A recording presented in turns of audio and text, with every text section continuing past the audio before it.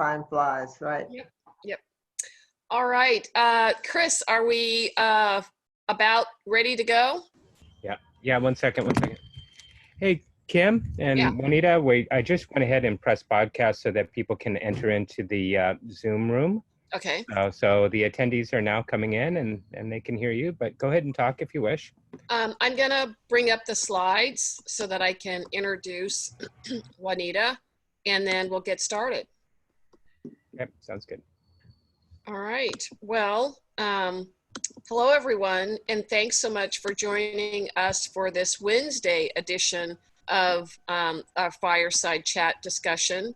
And with this session, this is a members only session because we get to have this up close and personal conversation with my, I'm honored to have Miss Juanita Lott, who's a badass extraordinaire. And as I was telling everybody yesterday, that my goal is now, we were talking before everybody got started, that this was some 20 years ago that we met as part of what was then Black Enterprises Technology Task Force. And they were just beginning to get exposed to tech.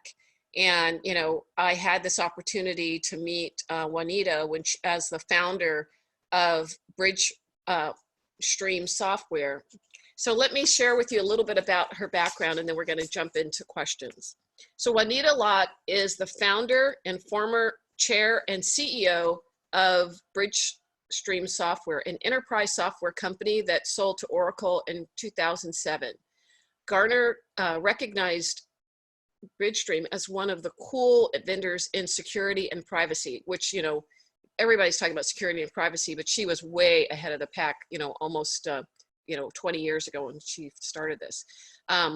Burton Group recognized Ms. Lott as a pioneer in the role of access-based solutions. Ms. Lott has an extensive operational expertise in global companies, particularly in those undergoing rapid change. She served as the EVP and Chief Human Resource Officer for Epicor Software, where she focused on talent, leadership development, organizational, and globalization strategies for their privately held ERP software business. Ms. Lott serves as the member of Cybest's executive team as the organization successfully transferred from pre-IPO to over 1 billion in revenues. In addition, since all of that corporate and entrepreneurial expertise, today Ms. Lott is an investment partner with Portfolio Investment Fund and is a former member of the Forum for Women Entrepreneurs and Executive, where she received the Trailblazer Awards in 2001, 2003, and 2004. She is the trustee of alumni trustee of Springboard Enterprises, a venture catalyst organization that provides support to women-led businesses. She continues to work as an advisor and mentor to women entrepreneurs and currently serves on the advisory board for Talent Sonar Software and has been a presenter for Stanford's MBA program on entrepreneurship from the perspective of women as a contributor, and has been a contributor to Inc. magazine. She also serves on the national board of Spring College, which is a nonprofit supporting colleges' readiness for underserved students. So with that, welcome, Juanita. Hi, Kim. Thanks so much. Gee, as you're reading that, I think that just says that I've been around a long time. Oh, hey, you're like wine. You only get better. You only get better. Only getting better, yeah. Yeah, so let's jump into this. Today we're going to talk about your experience from three perspectives: your journey as a successful entrepreneur who exited your business successfully, how you've leveraged your business to build wealth, and then lastly, how you're leveraging your business expertise to build a platform to impact a community or industry. And as I shared with everyone, we're delighted to have Juanita join us. And so we're gonna jump into questions because we've got such a short time and she's got such a rich background. So let's get started. Welcome, Juanita. Thank you, Kim. Thank you so much. And to tell, as I was sharing the background, we connected 20 years ago and stayed in touch as we were both going through our various entrepreneurial journey. And so Right. I'm so excited today she's here to share with us a bit about her background. So let's get started. Can you share, about your entrepreneurial background before you launched Bridgestream? Yeah. What was your experience before that led you to launch Bridgestream? Great question. And Kim, you're going to hear this probably for the 1,000th time since we've been kind of early entrepreneurs, especially in this space. But how I got into entrepreneurship it was an accidental. Was an accident, quite frankly. When I was had graduated from Cal and was trying to find a first job, I was fortunate enough to get a staff position at Stanford, and this was at a time when Stanford University, sitting in the middle of Silicon Valley, I knew nothing, right, about tech or Silicon Valley or any of that until I joined the staff at Stanford, and everything about that university was tied to the research that was going on, the innovation, the new businesses were many of them being started there. So I was immersed early on in my career in technology, and in this wonderful world where great ideas could be translated into businesses that could change the way we live, right? I mean, it was and still is an amazing place. And that's where I kind of got the bug. I spent a few years there, got to know a lot of wonderful people who were in some cases executives who were kind of starting businesses, leaving the research community to go out and grow businesses. And I then started my career in software and worked after Stanford with a number of fast-growing software companies, and was fortunate enough to find myself in the C-suite. I think about that line in Hamilton where they say, being in the room where everything is happening. Yeah. And because of I'm the kind of person who wants to know and learn everything, right? And so I was fortunate to be at a table where they were talking about the technology and what it could do and enable, and also kind of what some of the new inventions might allow kind of down the road, and how that whole business worked, from the marketing to the software to the sales. And in an organization that was at that time fairly successful. So it put me in a place where I got to know a lot of folks. I was very close to the board, and many members of that board were also entrepreneurs, executives that had set up and grown companies. Some of them were the original investors, the VCs that had invested in the business. So I just decided, after sitting there and learning and listening, that I wanted to do something on my own. And I started by talking to everyone around the table. We were all, very good, close business associates. What do you think? I think I want to do this. This is something that's, and at the end of the day, it was with the support of a lot of people who I had come to know that I decided it was time for me to step out and try something on my own. And that was Bridgestream. That's fantastic. Well, let's describe, what did Bridgestream do, and what was your vision for the company? Right. Well, Bridgestream is what is described. It's an enterprise software application. And for those of you who have worked in large companies, you know that it's often, we have hundreds of applications we use to run the business. But all of them require a certain level of security to manage who gets access, what they can do when they access a financial system, from customer support to financial. All of those systems require very clear regulatory control over access. Bridgestream was a company that provided, I think at the time, was the industry leading technology to manage access to business applications for any large enterprise. So if you were running a company, and this is a sideline, this was a time, if you remember, where things like HIPAA, right? That's that health regulatory control around, patient records and other, sensitive information in the healthcare industry. Sarbanes-Oxley in the financial services industry was becoming a big issue as well. And how do you make sure that only the right people get to see certain financial data?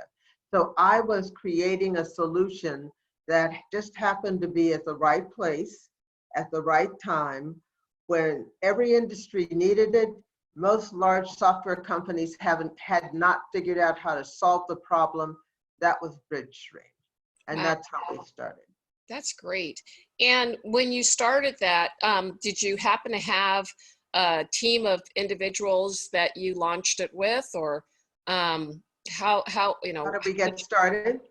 Well, actually I started, the short answer is the actual team was myself, and I started by kind of crafting a business plan and kind of building kind of the structure of what the business needed to do. I was more the product design, kind of a part of the team. And I reached out to a couple of very talented people that I knew very well, and who I thought would be helpful. And I wasn't a coder. I needed a great engineer. And secondly, someone who I thought would be good to help us kind of round out the marketing and the financial side of it. So these people were not people, I had worked with them for years, right? I knew a lot about them. And so it was one of those meetings where you go out for coffee and you say, there's a thing I want to do, and I think it's going to work the following way. I need someone with your expertise. What are you doing over the next couple of years? And are you willing to be a part of this? And we, at the time it was the three of us. And so they became part of the founding team after we kind of, after we developed the initial business plan. So I would be considered the founder, and I brought on two co-founders as we were launching. That's great. And so taking it from those conversations where you got the commitment, what did you do as far as launching it from a fundraising, getting your first customers and all of that? Right. Well, it was really then, once we had an idea of what the business was about, I spent, I want to say easily, Kim, a year, 9 months to a year, in meetings with anyone I knew in the industry who would take the meeting. I went, we were meeting with members of the board that I worked on to say, look, I think I want to do this. Is this a good idea or not? What do you think? Right? Getting that kind of feedback.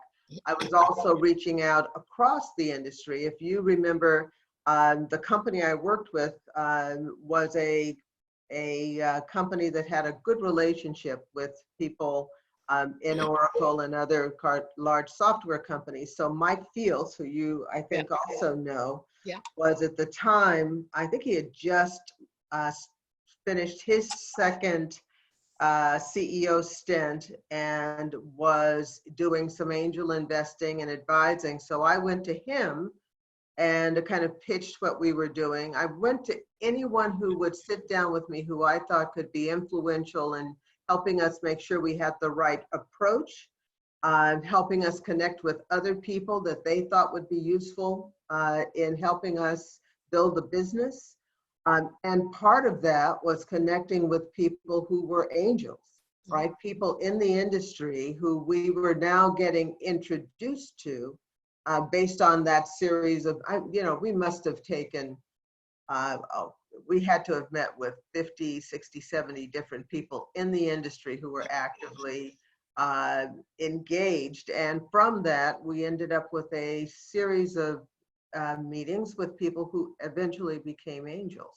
Mhm. So our first investments were from warm introductions, angels who had been very lucky and had gone through an IPO or two and wanted to put their money to work and thought we had a good product. And so that was our initial funding. And from there, we started building out the team and building the business. Well, that's great. And once you took it from there, getting your first product and customers and all of that, what was that journey like? When you think about what you initially thought you were going to do to getting your first customers, what was that journey like? So Bridgestream was not initially a security product. If you understand, or if you, I know you do, Kim, but in the world of software, right, there's database, there's different layers of software.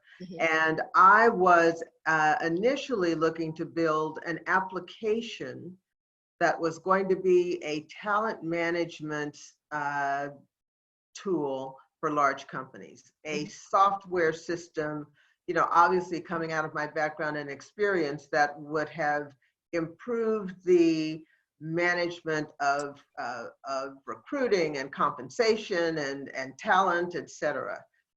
But in order to do that, you needed to build an engine that could manage privacy, right? Private information. And it was building that privacy layer that we kind of focused on as our first major step. So software for me, or in our company, it probably took us a good year to build out the core technology that we needed. But once we had built it and we were talking to potential customers, we realized that it was a nice to have, and a lot of CIOs and CSOs, security officers, were much more interested in the engine that we were building. And they were interested because of these issues we talked about. They were looking at it as more of a platform that goes across the company to manage security and information privacy. So we pivoted before we went to market from an application that was focused in a particular area, human resources, to a platform where we leveraged the engine across the whole enterprise to manage security and privacy. And the thing that opened the door for us was actually a large bank that had a project that had just failed. They had just hired one of the major consultancies to build out effectively what Bridgestream had done. They spent a year and a half working on it and several $million, and the project had just failed. The bank CIO was desperate to solve that problem because he was obviously in a little bit of hot water there, not having a really critical piece of his technology available. That's the door that opened for Bridgestream and its first big sale. We went in, we pitched it as an early stage company with a beta product. We pitched it to manage a 250,000 person organization. This would have been our first major sale into the space. And because we were the only solution that came anywhere close to being able to manage the problem at the granular level they needed it to work, we got the job.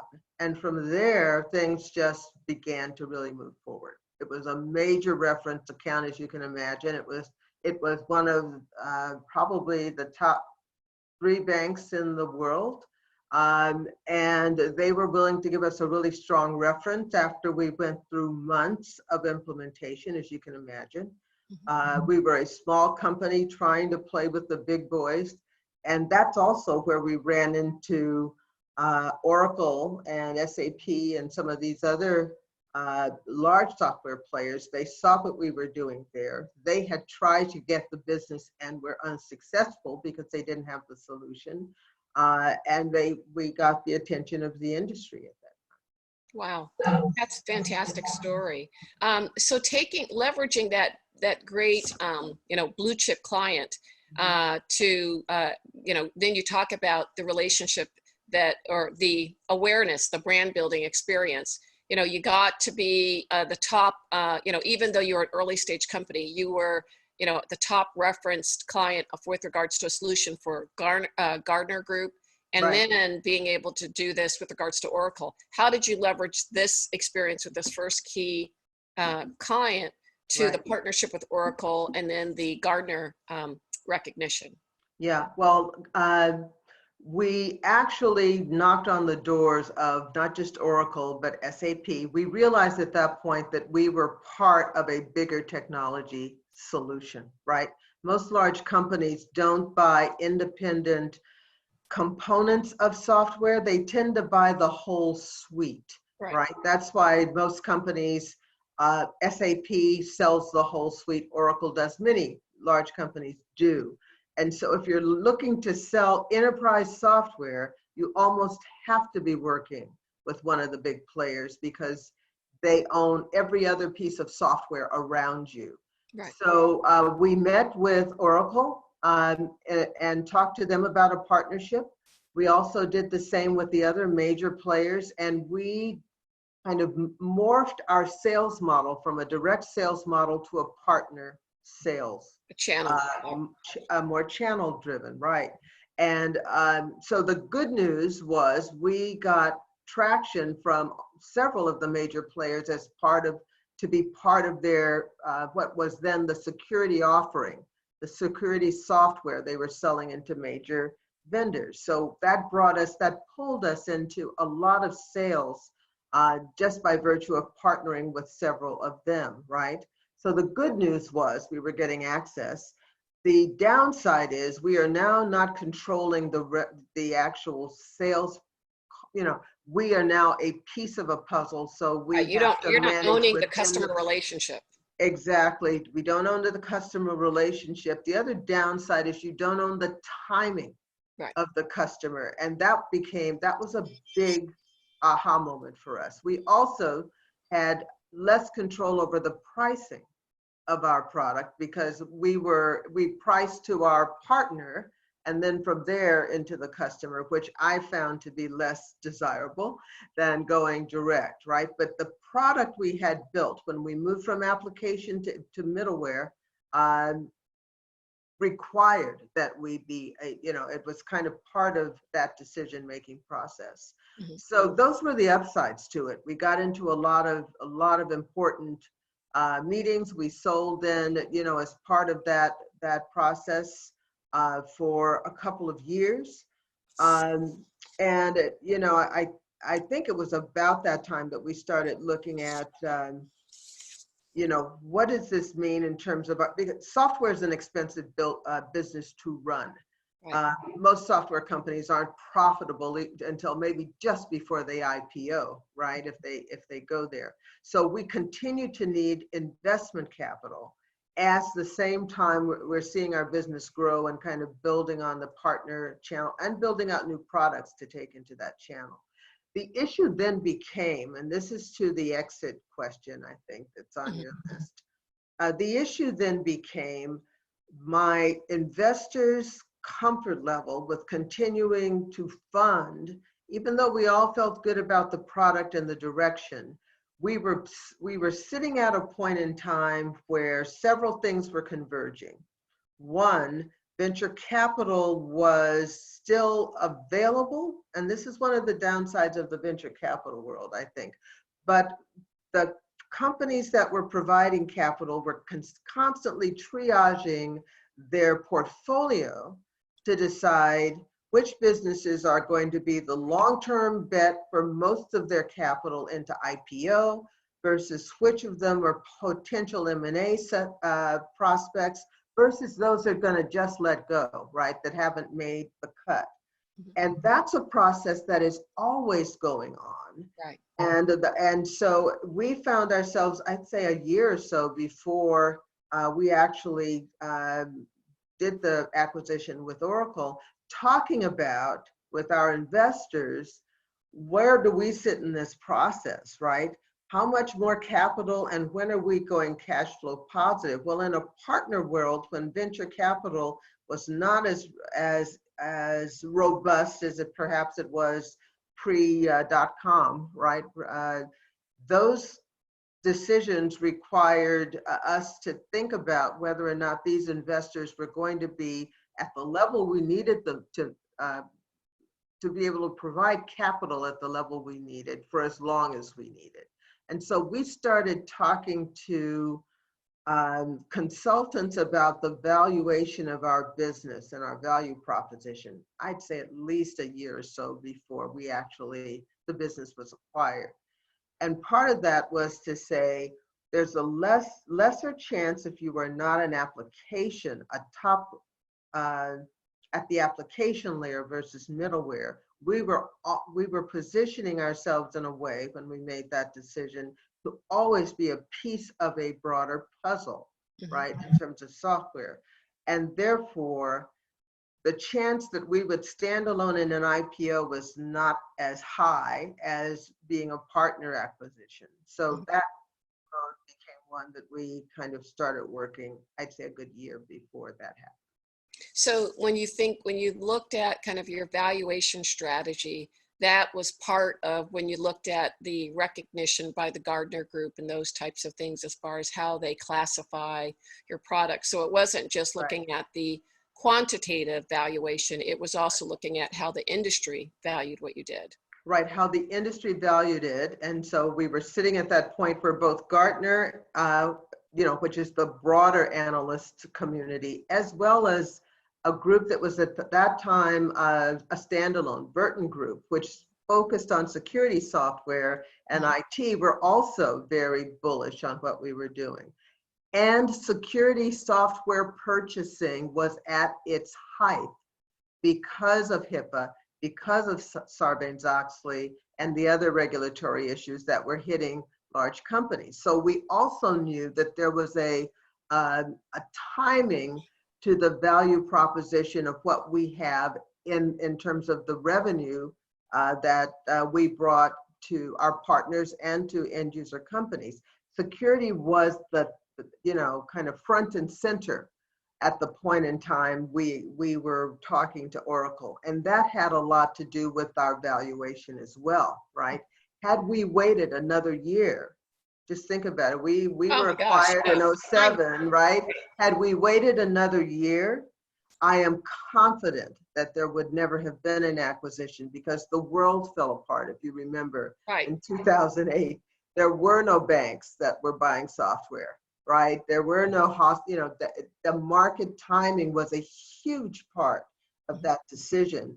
And so in many respects, I think the message I kind of, as I look back on this, is there are a lot of reasons that an exit occurs and you don't control all of them, right? Quite frankly, I think the smart thing to do is for a founder or CEO to always be asking the broader question of, is this the right time?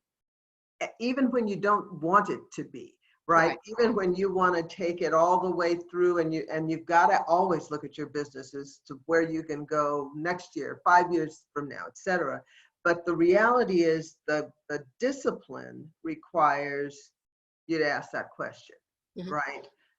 And so I think with my investors, and at the time they were, they weren't sure how many of their businesses they were going to continue to fund. We were one of them. That's good news. But they also wanted to see some of that revenue return to their limiteds.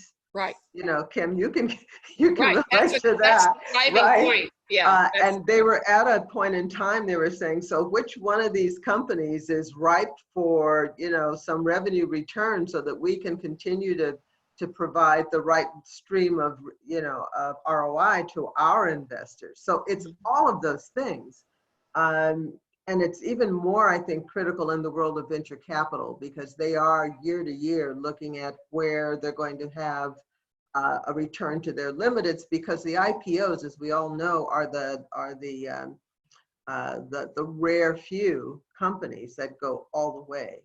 Mhm. So if that answers your question.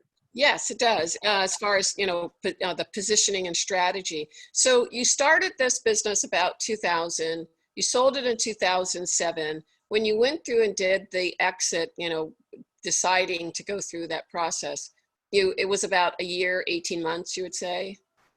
Well, yes, I think that's fair. I think that's fair. Yeah.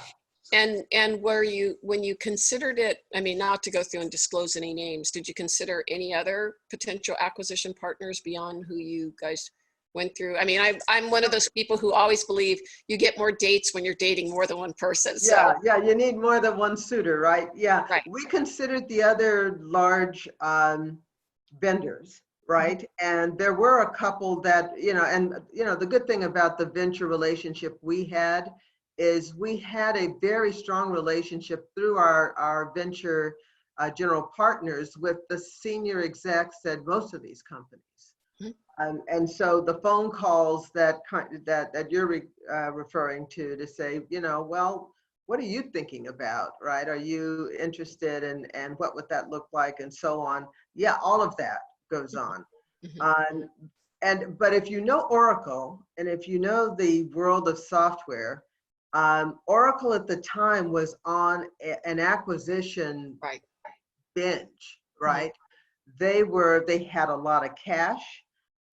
They were very aggressive. If they wanted something, they would, yeah. So they became the best partner. And they had the business. They probably were, and as they are today, one of the larger, they probably, 70-80% of the Fortune 1000 are on Oracle. I think that's still true. Yeah, most people I know that are on Oracle, they're on Oracle because it's hard to get off Oracle. So once you get, and that's the strategy of software, right? Once you own all the other pieces, it's very sticky, right? They're not going anywhere, and the best thing you can do is find a way to play with them, right? So that is true. We started talking about it very early on. Not that we always agreed, without going into detail. There, being the entrepreneur founder, it's always really, really difficult to let go, period. So this was not always a collegial discussion. Let me just put it that way. There were times when we had strong disagreements about whether it was the right thing at the right time, the right partner. But at the end of the day, if you think about it, it was the right decision given everything that we had to do. Yeah, and just just the framework of, I guess one of the things we're seeking to set an expectation for the members in our program, is that it's a journey, and you had a pre-existing relationship with Oracle for some time before you guys got to the point of looking at this exit. It wasn't one of those, you know what, we're going to, you see, now you're on the other side of the table as an investor. And so many times people say, you know what, my exit is going to be an acquisition because all these other acquisitions happen. But, all of the acquisitions that my companies went through, it was with people that were partners of mine. And so curious to know, when you go through that journey, the people that you considered as your M&A partners, these were people you had done business with for quite some time. And so I knew them. Yeah, I knew them. I knew their ethics, right? And you have a certain level of trust that goes into that. So you feel comfortable that there is give and take. And there were people in the industry at the time, it was also a very difficult time, and I know this is not the topic of today, but it's a very difficult time to be a woman / African-American CEO founder who needed venture capital. And, there were other issues that made what was tough even tougher. But it just requires, focus and, kind of, as you said, building relationships that allow you to see the right outcome. I was as concerned about my exit as I was the people who trusted and had come on board to work with me and who were our employees, right?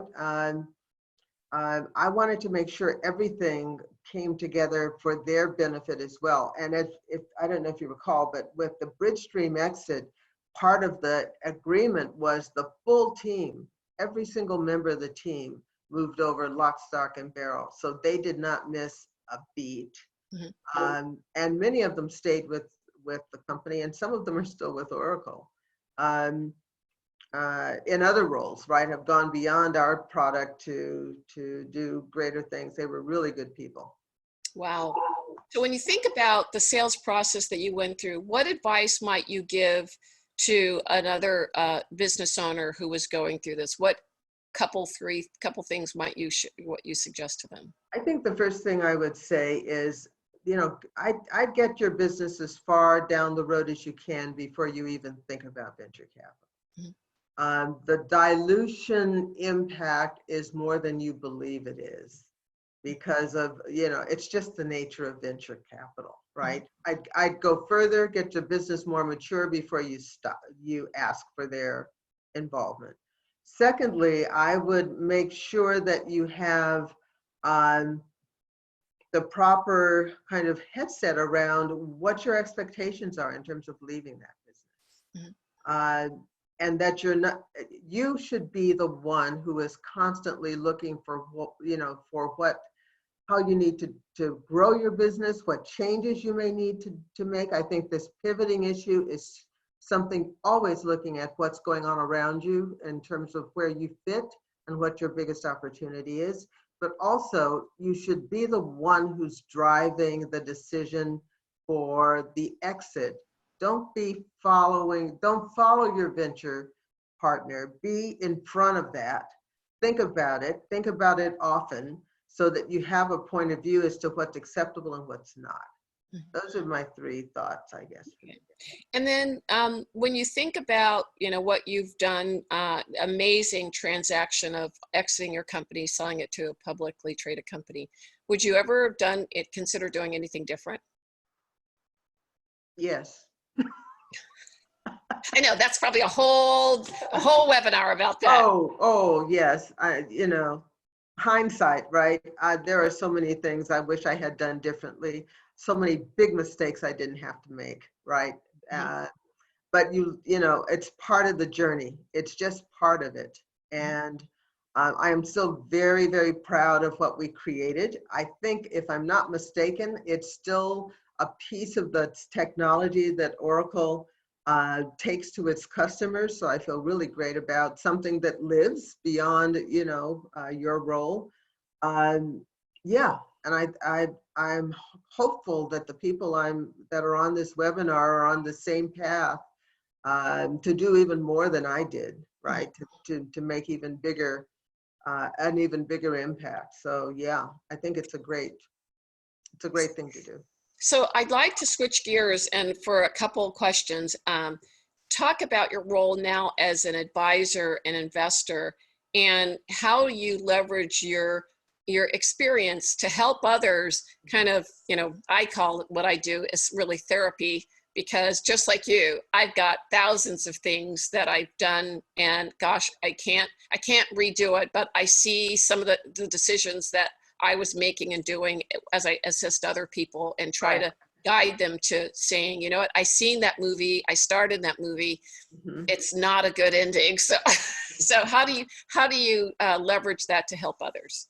Well, I just try to make sure that when they're thinking out loud, when they sit down with me and they tell me about their business or what they're concerned about, that they understand that this is, to your point, that they are going down a path where many have gone, and that their concerns are things that can be managed and handled.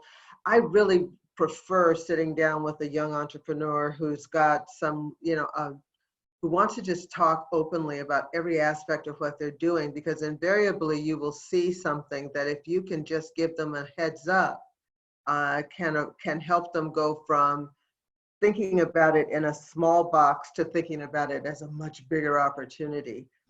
I can recall a young lady who was building out a really interesting technology as a first-time entrepreneur, and had decided the best way to sell it was to sell it to individual vendors who needed a certain type of technology. Totally wrong decision for her, but she didn't know, and she didn't know why. And just to sit with her and say, why aren't you selling it to XYZ, channel, or this or these types of organizations? Because if you do, your sales price goes from X to an exponentially high number. You get into it's easier from a sales cycle standpoint. Your market it's dramatically broader. And just, those few comments to her over a phone call, she changed her business model. And the next thing I heard about her is she was in partner discussions with some of the largest people in her space. And I thought, for some of the people, it's just giving them a vision of the other options that may not be as clear, right? Because they've not gone down a certain path. So I love sitting with young people, or new people going down this road. Yeah. So one other question I'd like to ask you is, when you think about advice to founders as far as seeking to achieve the outcomes that you have, you took you leveraged your career to go through this entrepreneurial journey, to exit, and now you're on the other side of the table and investing and leveraging that experience. There are so many founders who want to do that type of thing. What would your advice be to them as far as building that level of legacy? In terms of resource or in terms of contacts? Resource. Both. Well, I just think I think there's many successful entrepreneurs who have different levels of opportunity here. I just think if it's something you want to do, the best thing you can do is focus on growing what you're building, and focus on maintaining your ownership in that business in a way that allows you to exit with the kind of resource that you're looking for. It's just that simple, right? I think the most important thing you can do is find, position your business for growth and success. And when all of that is done, and I do think it's something that probably is you spend your time once you're not running a business. I don't think you can do both. I think, to get your business to the right place, you just need to find a way to make that the best outcome you can. And when you've done that, you'll have a resource that allows you to make all kinds of decisions, right? Investing in other people does not require, you can do it with with your knowledge, which, we do, but also having the network to connect them with not just your resource, but the resource of other people, right? Building that network so that together you can help an individual, right? By teaming with others too, who have a resource they'd like to share with entrepreneurs, Yes. So I guess to summarize that, it's not just the capital, it's also expertise, time, as well as access to other, the social capital, which is really rare and unique. Right. I think in some ways the social connection and the advice is worth more than the money. You'll find that, over time. I think that's really, really true. Oh. Well, thank you so much for taking time today. Is there any other thing that you would like to share that we may not have covered as part of our interview today? Well, it's just from my perspective, I don't think there's a more exciting way to spend your career than building a company. And I think there may be some things, just as I found myself standing in the midst of Sarbanes and HIPAA and other issues that were becoming important. I think everyone on this call is standing in the middle of an interesting time when you look at the pandemic and how we're going to restructure ourselves in terms of the way we do business, the way we run almost every part of kind of the post-pandemic world. There are new opportunities that are being created as we speak for your industry, and pay attention, right? Is what I would say. Look up. I know how hard we work just day to day getting our businesses going, but look up and around you, because I think there are some potential opportunities even coming out of this very trying time, right? So just always be thinking and looking forward. Yeah. Okay. Well, thank you again, and enjoy the rest of your Tuesday and beautiful Thank Bay you. Area.